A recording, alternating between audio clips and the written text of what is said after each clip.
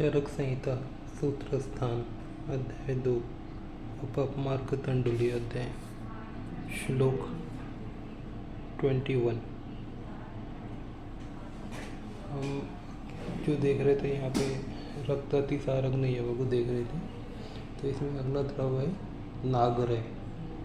तो नागरय क्या है ये जानने के लिए हमें टीका पे जाना पड़ेगा।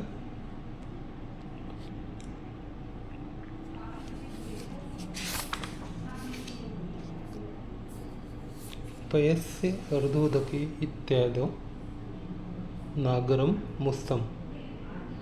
In the verse which was started with Payasya Ardhodake, the commentator has opined that Nagara should be taken as Nagarmutha, that is Musta, but not considered as a Shunti.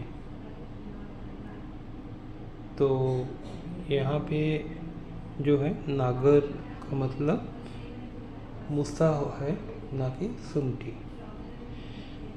तो नागर का जो है डिस्क्रिप्शन देने से पहले हम आगे की टीका भी में देख लेंगे। यदुक्तम जतु करने रक्त अतिसार अजाक्षीर जले घन जलोत्पले इति। The above opinion of the commentator can be substantiated by the citation of Jatukarna that for the management of Rakta Atisar, the drugs such as Ghan, that is Musta, Jala, that is Balaka, means Ajakshir, and Utpala, means Jala मतलब यहाँ पे बालक and उत्पल should be boiled with अजक्षीर and water and administered internally. पृष्णिपर्ण्याच्या इति रक्तअतिसारग्न यवागमेव। द टर्म पृष्णिपर्णिच should be considered that it is related to रक्तसारग्न यवागो। तो पृष्णिपर्णी का भी गुण जो है रक्तसार अतिसार जो है वो कम करने में भी होता है। उसका डिस्क्रिप्शन में लिंक में दे दूँगा। अभी हम वर्ण देखते हैं नागर का। तो नागर यहाँ पे दो जो स्पेसीज है वो पाई जाती है। पहला रहता है साइप्रस स्केरियोसस, जिसको हम संस्कृत में बोलते हैं नागर मुस्तक, हिंदी में इसे कहा जाता है नागर मोथा, बंगाली में नागर मोथा और मराठी में लवाड़ा। ये एक शूद्र वनस्पति रहती है जो गीली जगह पे पाई जाती है। बंगाल में इसका प्रमाण काफ़ी ज़्यादा होता है और राजस्थान में भी तालाब जो है वहाँ पे ये ज़्यादा प्रमाण में मिलती है।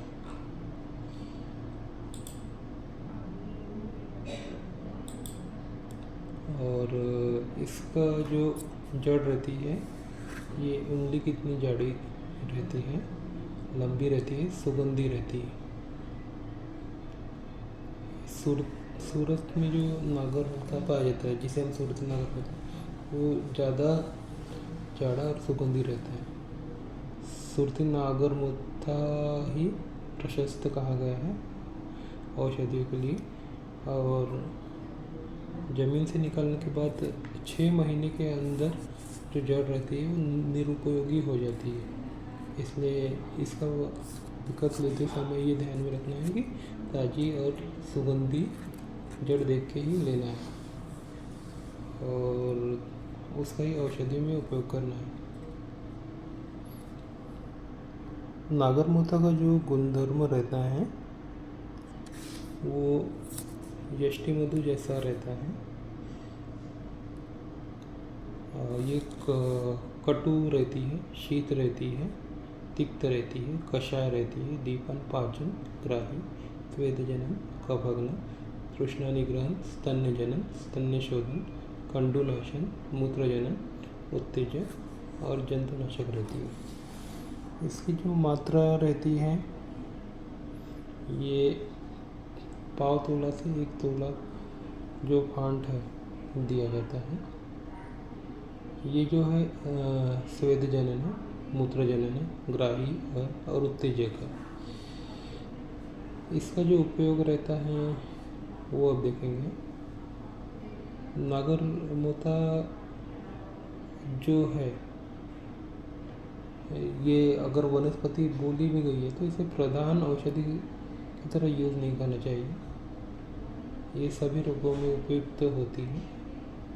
अरुचि, आम अतिसार, रक्तार्शक और कुपचन में नागरमोथा काफ़ी गुणकारी रहती है। और संग्रहणी में भी ये अच्छा लागू होती है। ज्वर, पित्त ज्वर और प्रसूति ज्वर में भी इसका उपयोग होता है। इससे प्यास कम हो जाती है, पसीना आता है, ये उत्तेजक रहती है। गर्भाशय में इस थोड़ा संकोच भी इसकी वजह से आता है। जीभ की जो टेस्ट रहता है वो भी सुधारता है, पेशाब भी साफ होती है। और गर्भिणी महिला में दूध बढ़ाने के लिए और दूध शुद्धि के लिए नागरमोथा पेट में देने को कहा गया है। और इसकी जड़ को घिस के इसका लेप स्तनों पे लगाना पड़ेगा। इससे जो दूध की गठाने हैं ये भी कम होती है।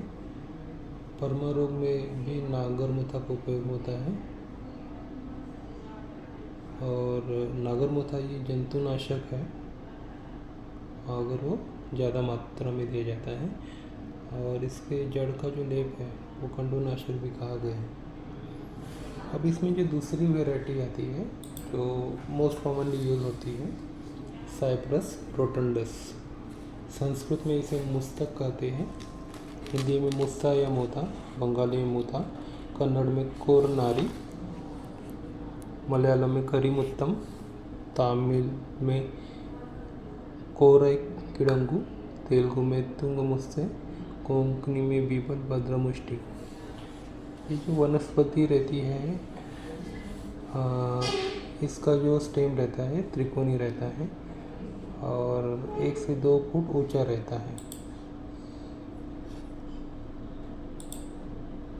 और इसके जो टोक रहते हैं उसके ऊपर फूल आते हैं। इसका जो जड़ें रहती है गोल काली कलर की, कठिन और सुगंधी रहती हैं। और ज़मीन जो औषधि में हम यूज़ करते हैं इसकी जड़ ही यूज़ करते हैं। इसमें जो रहता है सुगंधी तेल रहता है। मूत्रा ये मूत्र जनन कही गई है, स्वेद जनन, ग्राही, रोचन और गर्भाशय के में उत्तेजक है, व्रणरोपक है और केशवर्धक है। इसकी मात्रा भी पाव तोला से 1 तोला कही गई है। इसका जो उपयोग होता है कुपचन, उल्टी, जुलाब और आमाशय और आंतों के रोगों में होता है। रोचन और ग्राही होने की वजह से इसका काफ़ी उपयोग किया जाता है। अगर किसी को आव होती है या कफज प्रवाहिका रहती है तो इसकी जो फ्रेश जड़ें हैं वो हम अदरक के साथ में और शहद मिला के दिया जाता है। ज्वर में ये स्वेद जनन, मूत्र जनन और उत्तेजक कार्य करती है। और अगर अतिसार के साथ ज्वर है और पित्त ज्वर है तो ये इसका उपयोग प्रशस्त माना गया है। इसकी जो गीली जड़ें रहती है इसका लेप बना के पुराने ऊपर लगाया जाता है। और दूध बढ़ने के लिए भी स्तनों के ऊपर इसका लेप किया जाता है। तो इस प्रकार 2 वैरायटी की जो ये रहती है वनौषधि, ये हम नागर यहाँ पे इसका रेफरेंस जो है देखेंगे। और इसी तरह से जो हमारा ये यवागु था, रक्त अतिसार यवागु, तो ये पूरा होता है। तो इसमें जो भी ड्रग बोले गए हैं जैसा बकरी का दूध बोला गया है, सुगंध वाला, उत्पल, मुस्ता और प्रश्नपर्ण बोली गई है। इनसे जब हम यवा को बना के पेशेंट को देते हैं तो डेफिनेटली इस बीमारी में लाभ मिलेगा।